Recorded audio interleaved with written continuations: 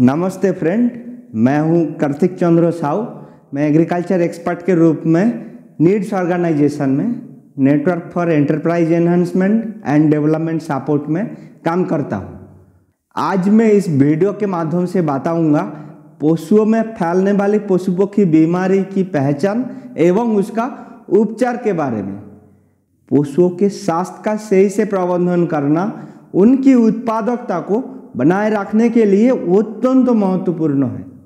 हमारे देश में पशु पक्षी बीमारियां एक गंभीर समस्या बन गई है, जिसका सामना करना अत्यंत आवश्यक है। पशुओं में होने वाली बीमारियां उनकी उत्पादकता को कम कर सकती है और इससे उनकी स्वास्थ्य में भी दीर्घकालीन प्रभाव हो सकता है। इन बीमारियों की पहचान और उपचार में विज्ञान और चिकित्सा का सहारा लेना महत्वपूर्ण है। उचित टीकाकरण, स्वच्छता और अच्छे प्रबंधनों से इन बीमारियों का सही से प्रबंधन किया जा सकता है। सही दिशा निर्देश और सबका सहयोग से हम पशुओं को सुरक्षित रख सकते हैं, जिससे किसानों को भी आराम मिलता है और उनकी आय में भी सुधार होती है। ग्रामीण समुदायों में इस बारे में जागरूकता बढ़ाना और सही दिशा निर्देश प्रदान करना भी अत्यंत महत्वपूर्ण है। अब हम इस वीडियो में आपको बताएंगे पशुओं में फैलने वाली पशु पक्षी बीमारियां की पहचान एवं उसका उपचार के बारे में। तो सबसे पहले बोलेंगे पशुओं में कृमि भगाए, लाभ बढ़ाए। अब ये बात है कि कृमिनाशक दवा क्यों खिलाए? पशु का हर समय वृद्धि प्राप्त करने के लिए, उनको भूख लगने के लिए, पतला दस्त से बचाव के लिए, दुग्ध उत्पादन में भी वृद्धि के लिए, लीवर की बीमारी से बचाव के लिए, बांझापन से बचाव के लिए, अफारा रोग या पेट में गैस, ये सब बीमारी से बचाव के लिए आदि। पशुओं में पाए जाने वाले कृमि जैसे गोल कृमि, फीता कृमि, बाह्य परजीवी, ओटेल, चमोकन, टीक, माइट्स आदि है।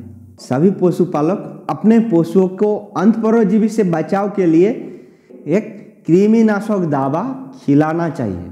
इसको हर 3 महीने के अंतर में खिलाना चाहिए।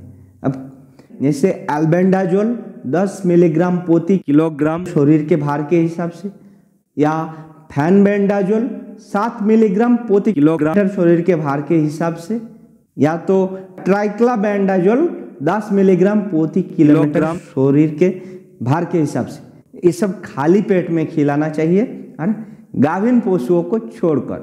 कृमिनाशक दवा प्राप्त करने के लिए प्रखंड पशुपालक पदाधिकारी, चिकित्सक पदाधिकारी, इन लोगों से संपर्क करें। बाह्य परजीवी से बचाव के लिए उनको भी एक दवा हो, उसका शरीर में छिड़काव कर उनको स्नान कराने के लिए उपयोग में ला जा सकते हैं। डेल्टामेथिन 1 मिलीलीटर प्रति लीटर के हिसाब से, या ब्रूटाक्स 3 ml प्रति लीटर में उसके शरीर में मिला के पशुओं को नहा देना चाहिए। अब हम बात करेंगे पशुओं का बीमारी पीपीआर के बारे में। पीपीआर का फुल नेम पेस्टिडिस पिटिटिस रुमिनेंस। पीपीआर बीमारी, जिसे बकरियों एवं भेड़ों में महामारी या बकरी प्लेग के नाम से भी जाना जाता है, ये एक विषाणुजनित वायरल बीमारी है। इस बीमारी का लक्षण है बकरी और भेड़ों में तेज बुखार आना, 106 डिग्री सेल्सियस तक बुखार आता है। मुंह में घाव होता है, जीभ, तालू तथा मुंह के अंदर छोले पड़ना, दस्त, निमोनिया, सर्दी, खांसी, सांस में तकलीफ, मंचिंग, गर्भपात और अंत में कभी कभी मृत्यु हो जाता है। सबसे अधिक यही रोग मृत्यु का कारण बनता है। इस बीमारी का उपचार पशु चिकित्सक के सलाह अनुसार लक्षणात्मक चिकित्सा। इस बीमारी से हम पशुओं को बचा सकते हैं। बीमारी आने से पहले पशुओं को वैक्सीन देके बाजार में उपलब्ध पीपीआर की टीका का खुराक जैसे ओबिलिस पीपीआर, रक्षा पीपीआर, ये सब 1 ml तथा त्वचा के नीचे में मांसपेशी में दिया जाता है और इसे 4 महीना की उम्र में दी जा सकता है। बेसिकली मई जून के महीने में लगाया जाना चाहिए। इसकी रोग प्रतिरोध का अवधि 1 साल। तो 1 साल बाद इसको फिर से रिपीट करना चाहिए। अब हम बात करेंगे खुरपका मुंहपका रोग के बारे में, जिसको फुट एंड माउथ डिजीज या खुरैया बोलते हैं। ये बीमारी गाय, भैंस, बकरी, सूकर आदि पशुओं में विषाणु से होती है। ये एक बहुत संक्रामक महामारी एवं छुआछूत की बीमारी है। इस बीमारी का लक्षण बुखार का आना, खाना छोड़ देना या कम खाता है, मुंह में छाला पड़ जाता है, मुंह से लाह बहना, मुंह के अंदर फफीले घाव हो जाता है। इस प्रकार का घाव खुरों के बीच में भी हो सकता है, जिसके कारण पशु लंगड़ाने लगता है। इस बीमारी का उपचार स्वस्थ पशु को बीमार पशु से अलग रखे, मुंह के घाव में बोरोग्लिसरीन लगाए या पैरों के घाव में पोटासियम परमंगनेट से साफ कर हीमेक्स मलम लगाए। प्रतिजैविक औषधियाँ, विटामिन ए के टीके तथा जिंक लवण इस बीमारी में उपयोगी है। पशु चिकित्सक के परामर्श अनुसार अन्य दवाइयाँ का प्रयोग करें। अब पशुओं को इस बीमारी से बचाव के लिए वर्ष में 2 बार 6 महीना के अंतराल पर एफएमडी का टीका लगाएं। अब हम बात करेंगे ब्रुसिलोसिस बीमारी के बारे में। ब्रुसिलोसिस रोग गाय, भैंस, बकरी, सूकर और कुत्तों में फैलने वाली संक्रामक बीमारी है, जो पशुओं से मनुष्य में भी फैलने की संभावना रहती है। इस बीमारी से ग्रस्त पशुओं में 5 से 9 महीने के गर्भकाल में गर्भपात या एबॉर्शन हो जाता है। इस बीमारी का उपचार पशु चिकित्सक के सलाह पर इसका इलाज करवाना। इस बीमारी से बचाव के लिए स्वस्थ गाय या भैंसों के मादा बच्चे को 4 से 8 महीना की आयु काल में जीवन काल में 1 बार ब्रुसिला S19 वैक्सीन से टीकाकरण करवाना चाहिए। अब हम बात करेंगे गांठदार त्वचा रोग या LSD बीमारी के बारे में। LSD बीमारी मुख्यतः गौ जाति के पशुओं के संक्रमित करने वाली एक विषाणुजनित छुआछूत की बीमारी है। यह बीमारी मुख्य रूप से संक्रमित मक्खियों, मच्छरों एवं चमोकन से काटने से होता है। बीमार पशु के आंख, नाक के स्राव, लार एवं घाव के संपर्क में स्वस्थ पशु आने पर भी इस बीमारी की प्रसार की संभावना रहती है। बीमार दुधारू गाय के थन में घाव हो जाने के कारण दूध पीने वाला बाछा या बाछियों ये बीमारी फैलती है, परंतु मनुष्य द्वारा संक्रमित पशु के दूध को उबालकर पीने से कोई खतरा नहीं है। गाभिन गाय यदि इस रोग से संक्रमित हो गई है तो इनसे जन्म लेने वाली बाछा बाछियों में ये बीमारी जन्म से आ सकती है। संक्रमित सांड से पाल खिलाने पर भी ये बीमारी गाय में फैल जाती है, अथवा संक्रमित सीमेन द्वारा AI कराने पर भी ये बीमारी फैलती है। इस बीमारी का लक्षण संक्रमण के प्रारंभ में आंख एवं नाक से स्राव, लसिका ग्रंथियों में सूजन, तेज बुखार, दुग्ध उत्पादन में गिरावट, त्वचा एवं गांठदार घाव का उभरना जो कुछ समय के बाद लगभग पूरे शरीर में फैल जाता है। आमतौर पर पशुओं में थनैला रोग देखा गया है। कुछ बीमार पशु इस रोगों के संक्रमण से निमोनिया का शिकार हो जाता है।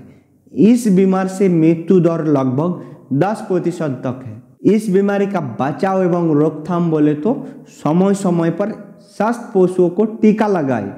पशुओं में इस बीमारी के लक्षण पाए जाने पर इनकी सूचना अविलंब अपने नजदीकी पशु चिकित्सक को दे। बीमार का प्रारंभ में ही पशु का उपचार कराए। बीमार पशु को अलग रखे, साफ सफाई का पूरा ध्यान दे। मच्छर, मक्खी एवं चमोकन पर भी नियंत्रण हेतु कारगर उपाय करे तथा गोहाल या गौशाला के आसपास में जाल जमाव नहीं होने दे। नालियों को साफ रखे। बाज परजीवी का नियंत्रण हेतु दवा का उपयोग करें। संक्रमित पशुओं को बाहर चरागाह में चरने हेतु नहीं भेजे। पशुओं का क्रय विक्रय ना करें। गौशाला में आवाजाही पर कड़ा नियंत्रण करें। बीमार मृत पशुओं को लगभग 1 मीटर गहरे गड्ढे में चून एवं नमक के साथ दफना दें। बीमार पशु द्वारा लाए गए पुआल, बोरा आदि को जला दे। पशुशाला की कीटाणुरोधी घोल से सफाई करें। अब हम बात करेंगे अफ्रीकन स्वाइन फीवर बीमारी के बारे में। ये एक विषाणुजनित या वायरल रोग है। ये छुआछूत का रोग है जिससे बीमार सूकर के संपर्क से स्वस्थ सूकर में रोग फैलता है। साथ ही बीमार सूकर के मल मूत्र एवं दूषित दवा पानी से ये रोग फैलता है। अब सूकर पालक या सूकर देखभाल करने वाले कर्मियों के दूषित जूते, चप्पल, वस्त्र आदि से भी इस रोग का प्रभाव होता है। ये रोग सिर्फ सूकरों को संक्रमित करता है। सूकरों के अलावा और किसी और पशुओं में या मनुष्य में संक्रमण नहीं करता है। इस रोगों से सूकरों में असामान्य या अत्यधिक संख्या में आकस्मिक मृत्यु होती है। इस बीमारी का लक्षण तीव्र ज्वर, भूख न लगना या खाना छोड़ देना, उल्टी एवं दस्त, कभी कभी खूनी दस्त निकलता है। कान, छाती, पेट, पैरों में लाल चकंतेदार धब्बा, लड़खड़ाते हुए चलना और 1 से 14 दिनों में मृत्यु। किसी किसी में मृत्यु के उपरांत मुख एवं नाक में रक्त का स्राव। इस बीमारी का बचाव एवं रोकथाम बोले तो इस रोग का कोई टीका नहीं है।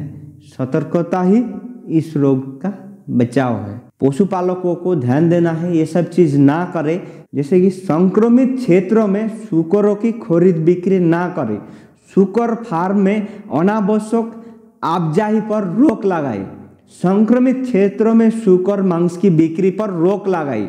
सूकर के बारे में अन्य जाति के पशुओं की आवाजाही पर रोक लगाए। यदि पशुपालक सूकरों को होटल जूठन अवशेष भोजन के रूप में देते हैं तो ऐसी स्थिति में भोजन को 20 मिनट उबाल कर दे। मृत सूकर संक्रमित भोजन एवं मल को गहरा गड्ढा खोदकर चूने के साथ दफना दे। सूकर बाड़े की सफाई प्रतिदिन एंटीसेप्टिक या कीटाणुनाशक घोल से करे। बाह्य परजीवी जैसे चमोकन आदि ये सब पर नियंत्रण करे। असामान्य या अत्यधिक संख्या में मृत्यु होने पर निकटतम पशु चिकित्सालयों में सूचना दे। पशु चिकित्सा पदाधिकारियों एवं कर्मचारियों को रोग नियंत्रण क्रियाकलापों में सूकर पालक अपना बहुमूल्य सहयोग दे। अब हम बात करेंगे एंथ्रैक्स बीमारी के बारे में। एंथ्रैक्स एक गंभीर बीमारी है जो एक तरह के बैक्टीरिया के कारण होता है। एंथ्रैक्स बीमारी का लक्षण तेज बुखार, पेट फूल जाना, मुंह, नाक के रास्ते और मल द्वार से खून निकालने लगता है। ज्यादातर मामलों में एकाएक बिना लक्षण दिखाए भी पशु की मृत्यु हो जाती है। मृत्यु से पूर्व पशु का अचानक लड़खड़ाना, शरीर कांपना, ये सब इसका लक्षण है।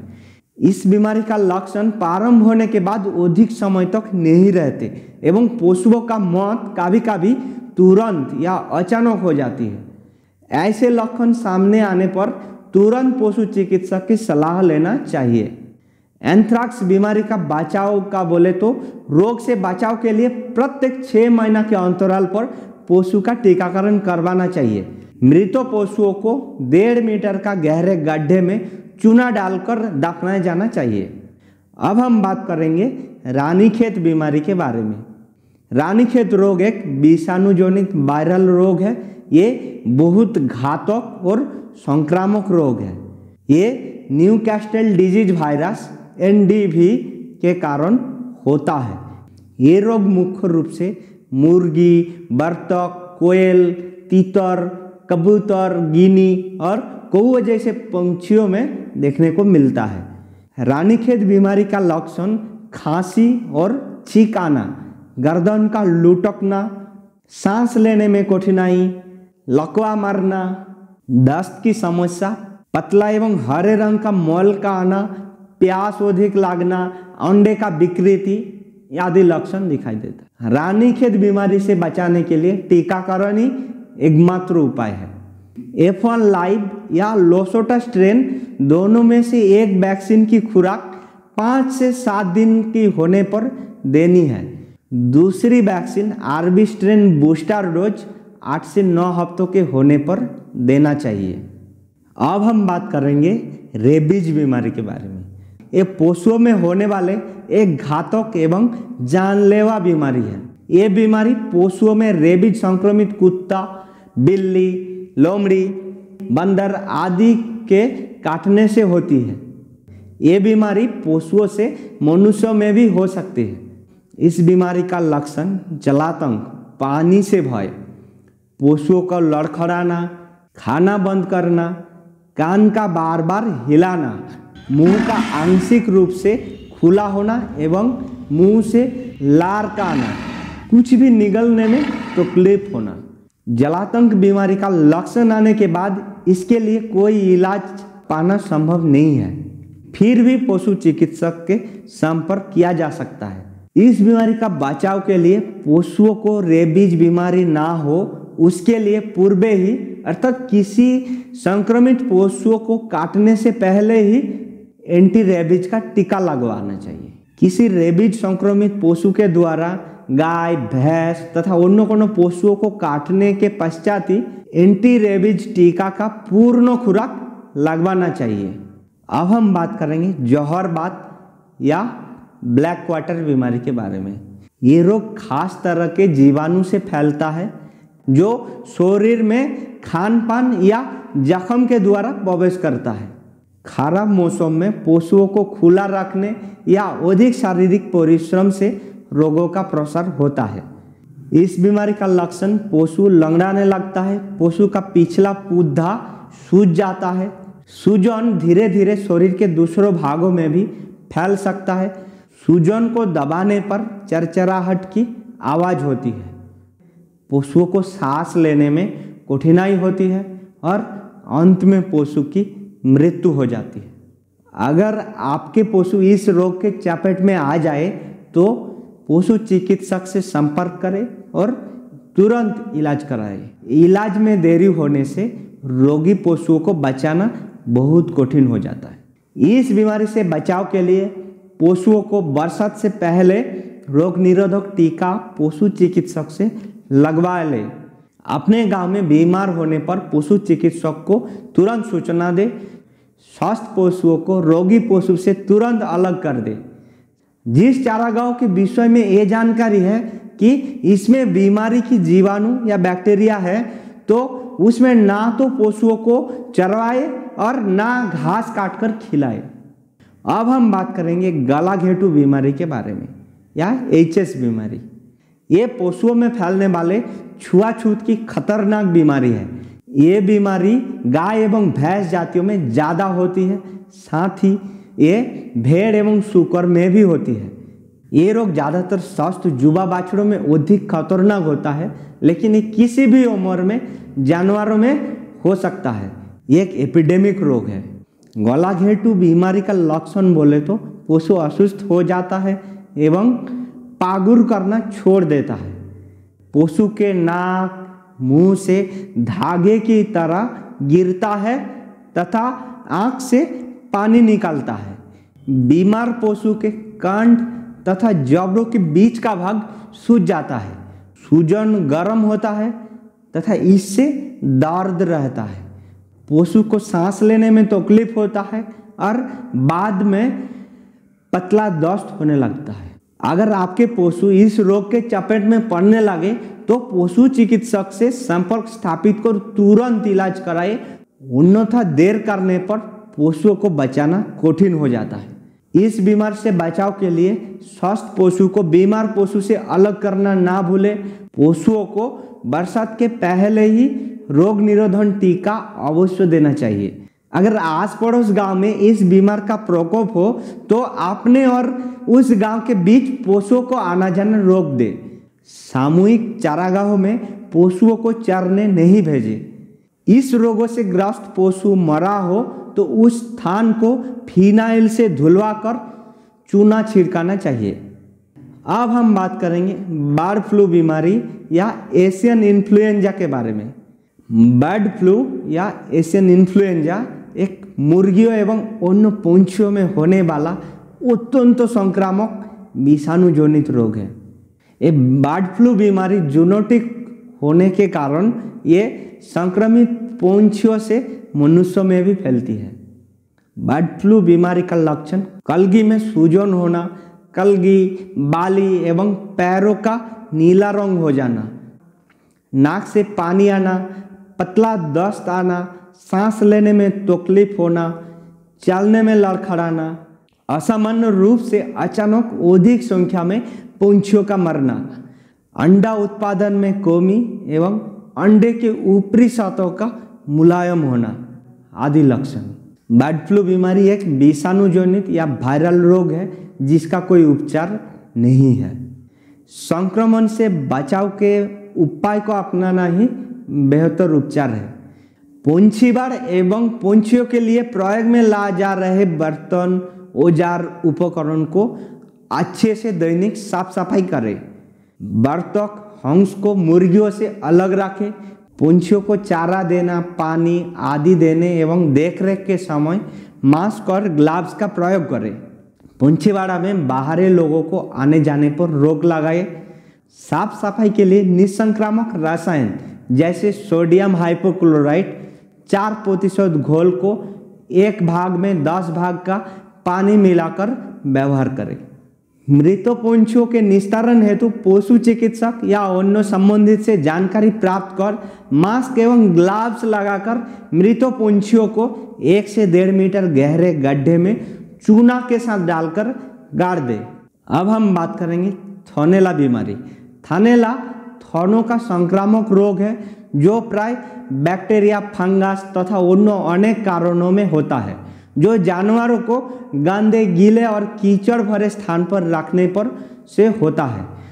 थन में चोट लगने, दूध पीने के समय बछड़े या बाछिया का दांत लगने, अपूर्ण दुआई या गलत तरीके से दूध दूहने से भी इस रोग का संभावना रहती है।